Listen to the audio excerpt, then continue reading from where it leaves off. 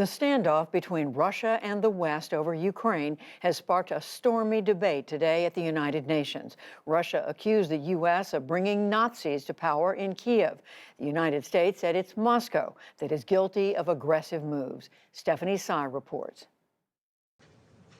In the United Nations Security Council today, a fractious discussion over the crisis in Ukraine. Russia accused the U.S., which called the meeting, of inciting panic and attempted to shut it down. The open format for discussion proposed by the U.S. on this extremely sensitive topic is making this a classic example of megaphone diplomacy. But the meeting continued with Russia in the hot seat. The U.S. pushed the Kremlin to de-escalate its military buildup along its border with Ukraine. This is the largest, hear me clearly, mobilization of troops in Europe in decades. And as we speak, Russia is sending even more forces and arms to join them. Diplomats from around the world urged Russia to stand down or face consequences. In the best-case scenario, the scale of the Russian forces assembled on three sides of Ukraine is deeply destabilizing. In the worst case, it is preparation for a military invasion of a sovereign country.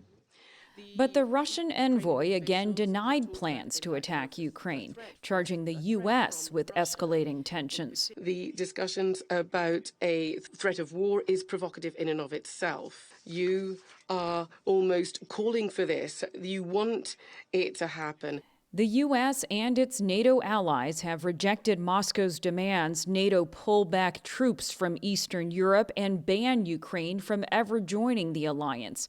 Ukrainian officials today said they had the right to decide their own treaties and alliances. At the White House, President Biden called the Security Council meeting a critical step against Russia's military posture. We continue to urge diplomacy as the best way forward. But with Russia's continuing its buildup of its forces around Ukraine, we are ready no matter what happens.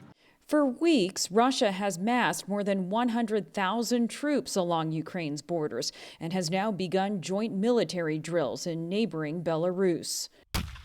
In Ukraine's east, Ukrainian forces continue military drills. Meanwhile, volunteers in Kyiv have begun self-defense training.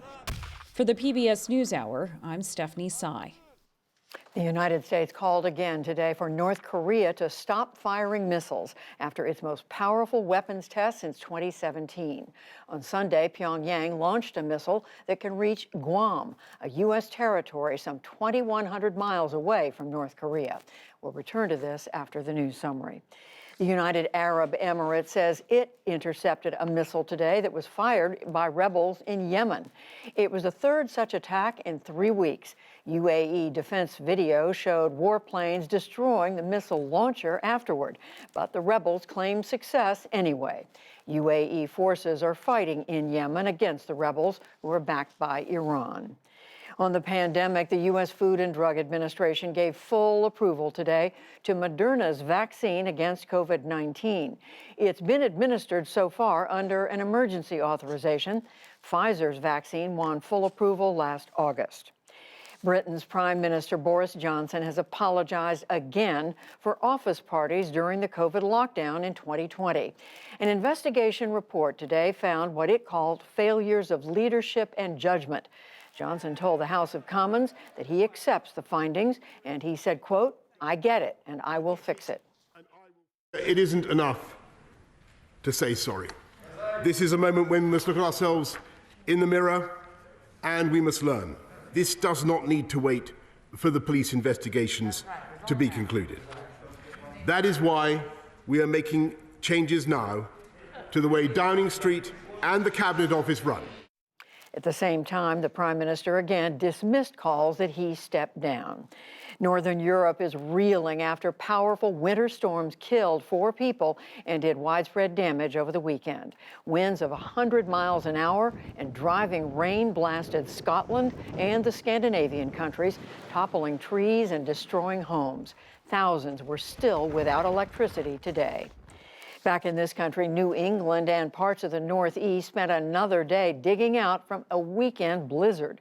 In the Boston suburbs, temperatures rose slightly as plows and shovelers returned to streets. Some parts of Massachusetts saw more than 2.5 feet of snow. A federal judge in Georgia today rejected a hate crimes agreement in the Ahmaud Arbery killing last year. Travis McMichael and his father are now doing life in state prison for chasing and murdering Arbery. The hate crimes deal would send them to federal prison, where conditions are better, for 30 years. But Arbery's parents denounced the agreement. We want 100% justice, not no half justice. Because you got to think, if an African American man would have did a white man like that, they were trying to kill us on the spot. So we want 100% justice, me and the mom and my family. The McMichaels have until Friday to decide their next move. A third man convicted in the Arbery murder is not party to the plea agreement. At least 6 historically black universities scrambled to deal with bomb threats today for the second time this month. Several of the schools locked down their campuses for a time. There was no indication of any bombs being found. California is moving to dismantle its death row, the nation's largest, within 2 years. It's now located at San Quentin State Prison.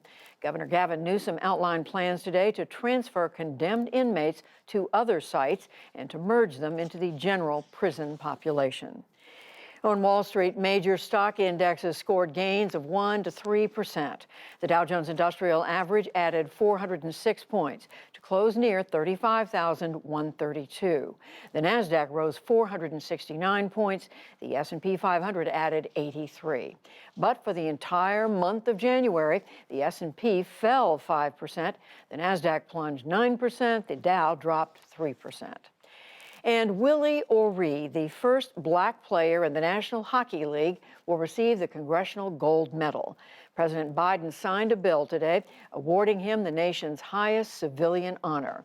O'Ree broke the NHL's color barrier in 1958 and played 2 seasons with the Boston Bruins. He still serves as a league ambassador for diversity. Still to come on the NewsHour, Spotify agrees to add content advisories to podcasts to combat COVID-19 misinformation.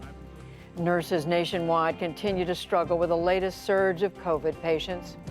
Actor Javier Bardem discusses portraying TV icon Desi Arnaz in Being the Ricardos, plus much more.